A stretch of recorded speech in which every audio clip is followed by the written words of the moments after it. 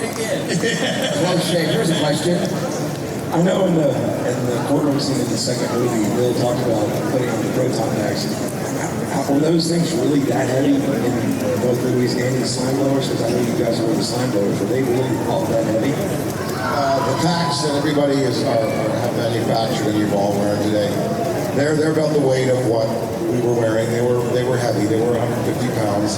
They were heavy metal. There were some rubber ones that Billy preferred to use. I always put the pack on. I didn't use the rubber one because I don't trust myself as an actor to show that weight.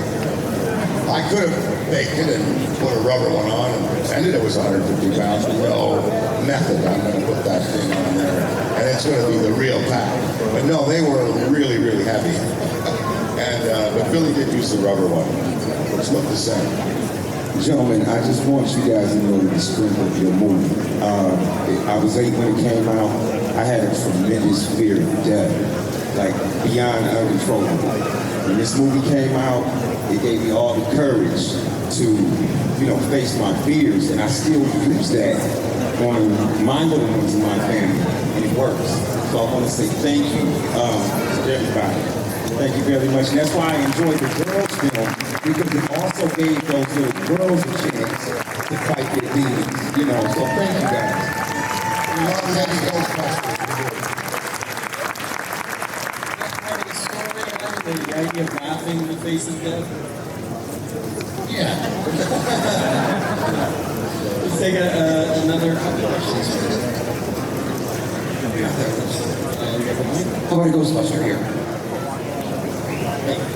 So what's so fascinating about the movie, and this is for the director and the writers, is that you managed to start it so grounded with just a couple of guys, 3 guys got fired from their jobs and tried to start a business. By the end of the movie, you've got a giant marshmallow man walking down the street. Can you just talk about the process of getting us there? And we were all there for the ride. We went there and we loved it. So just talk about the process of developing that. I think Harold, I think he was suggested that we start at many universe. I think it was you and Harold really thought that's where we should start. Yeah, I mean, I always wanted to pitch this story in a real way and bring all the brilliance of Danny's imagination into kind of a realistic setting. I always thought it would be much more powerful in a contemporary New York that we understand.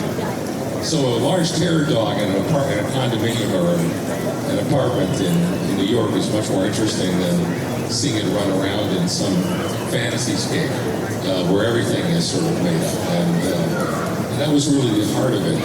My greatest fear was the Marshmallow Man.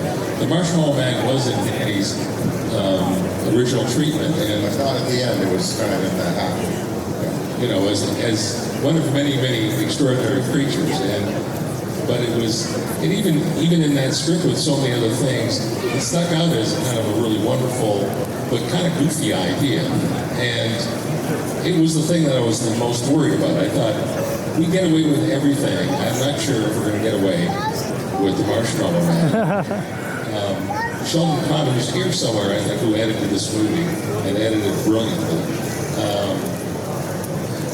managed to put the movie, we shot from around middle of September until the middle of January 1984, and February the 17th, I think, we had a screening on the Burbank quad of the movie, his very first cut, and it had very few special effects, but fortunately we were doing much of what we did live. So, in Dana's apartment, the eggs are really cooking for real. And but when the guys were shooting their Proton packs, of course, they're going like this, and things were coming out of it, but nothing was coming in. We had one shot with the Marshmallow Man. It was the very first close-up of the rubber head way back in the distance in Soho somewhere, walking against the skyline of Manhattan. And watching the movie is played extraordinarily well. It was probably played as well that very first screening as I had ever seen it. And I kept going, oh God, please. hope this marshmallow man thing is going to work. And I knew I had that one shot to sort of help explain it. And as soon as that head bobbed around in that wonderful way that it does, the laughs, the screaming, and I said, oh my God, it's good. We're going to get to the end, all right. Well, He was a sailor. When I saw it, I said to Viking, I said, you know, I want a benign, benevolent brand symbol like the Michelin Tire Man or the Pillsbury Doughboy or the Angelus Marshmallow Man. In Canada, we had Angelus marshmallows, and he was like, ah, the little star. And the Viking said, okay, and then he mails me the initial renderings, and I opened it up, and he's made the guy a sailor. I doubled over, I couldn't believe, I laughed. This is going to be so good. And he's a sailor. He improvises a line. Stay puffed. We get skin here today. I think that brings us to the end. Thank you. Thank you guys so much. Thank you.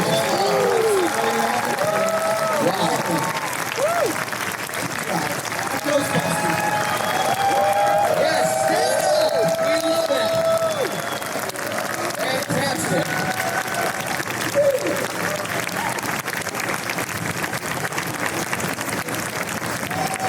Who wants to know if there's a terror dog in the new movie?